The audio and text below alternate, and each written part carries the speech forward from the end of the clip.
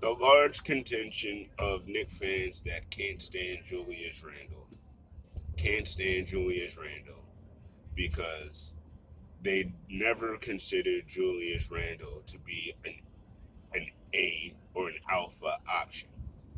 When he came, though he got the most money from all the quote unquote team of power forwards, it was still a hodgepodge between him, Noah Vonleh. We need to see who's going to, Bobby Portis. We were looking to see who's going to stick. Uh, and because Randall outworked everybody else, fans looked at him like, all right, he's a stopgap guy. He's not the guy, but we'll tolerate him until the guy shows up.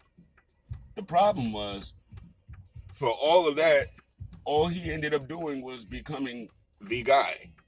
I mean, two-time All-Star, two-time All NBA third team, most improved player of the year. And while all these things was happening, and he got rid of that stupid spin move that he had, but while all this was happening, KD was moving and this one was moving, and Knicks fans were still waiting for their quote unquote star. We didn't look at Randall as a star, whether he was performing like one or not. And because our roster was poorly constructed when we made our first playoff run, and he was our biggest and greatest offensive threat, and it didn't take rocket science for any coach to be like, well, if we double and triple team him and make the rest of the team beat us, they'll lose because the rest of the team is not constructed to beat us. But Knicks fans said, you know what, that's all Randall's fault. Yes, they did. While we were in it, it was, oh man, we got Effort Payton and Reggie Bullock and these guys. But, 2 years later, it's all Randall's fault. He sucked to the playoffs. It's his fault. Interesting. But I hear you. I will say Randall could be a bigger menace on defense than he is. I'll give you that. He's too big and too strong for me to not block more shots or be more of a pain in the neck to folk. But other than that, his rebounding continues to excel. You know, even in the odd year of last year, when some of his shooting fell off, he still wasn't trash. It didn't fall off a cliff. You know what I mean?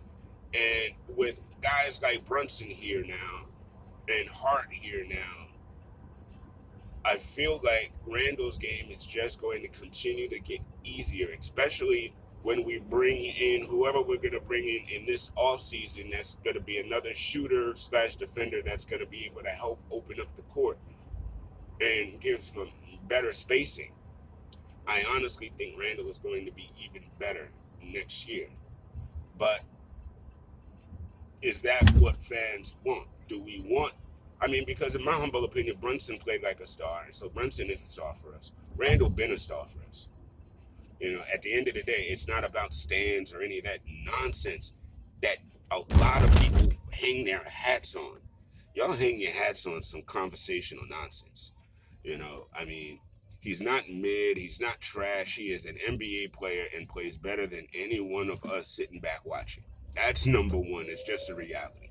Number two, he has played himself into being a number one option for us. And it's time that the fans start looking at that and embracing it. Because all of this, vitriol that comes out, we know the players see it. And at the end of the day, if they're fighting for the name of our city and our team, why do we hate on them so much? But that's just me waxing. End of the day, I honestly think that Randall played himself into a star, and you don't really see that very often. Giannis was able to do it by transforming himself physically. Randall was able to do it through hustle and hard work, and it's great to watch, to be perfectly honest. I'm very proud of him because he is not the same player he was when he first got here. You know what I mean? And we have had success because of his growth. And you can't knock that. You can't dispute that. You can't downplay that. And why would you want to? You know, I mean, since 2013, it's been real lean here. And in the last 3 years, we've had cause for excitement. I don't understand. To be perfectly honest, I don't. I don't understand, getting angry and mad at a team that's winning for us. I mean, we spend so much time downplaying the successes. And I don't understand why we do that because it's not like we've had many. So when we get them, we should embrace them and look forward to what's next as opposed to oh God, we got to start from scratch. We got to go back into the lottery. These guys aren't going to get us. How do you know what these guys are going to do? Did y'all think at the beginning of the damn season that Max Strus, Gabe Vincent, etc. was going to be in the damn finals? None of y'all did, so stop it. Cut that crap out. You know what I mean? At the end of the day, when you get to the playoffs, everything comes down to certain things, and that's the difference. You're not gonna know what a championship team is ahead of time. Now, granted, some teams, yeah, bum ass teams, no doubt, you know they're not making the playoffs. I mean, the championships. But I'm gonna be honest. If New York beat Miami, y'all would be like, oh, well, Boston's going to defeat them. You know what I mean? Instead of, oh my God, we might be able to do it. And next year we might. We might. We weren't that far off this year.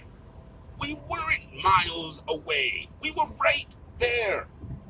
We win 2 games. And it's not done. Because we won 2. Win 2 more. And we came close in 1. Dude, we are right there. Y'all waxing this wrong. You know, I mean, again, I know we're not used to it because it hasn't been like this in entirely too long, but it's here. You know what I mean? So listen, I'm out. I overran.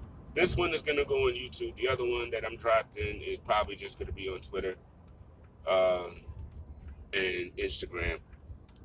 But again, thank y'all for listening. I appreciate it. There's more, and I'm going to be dropping these tidbits here and there as the off season continues. And I appreciate y'all. Y'all take care. Have a great Thursday. Be safe in this smoky weather. You know what I mean? Get your masks because it's still in the air and it's still getting inside folks' lungs.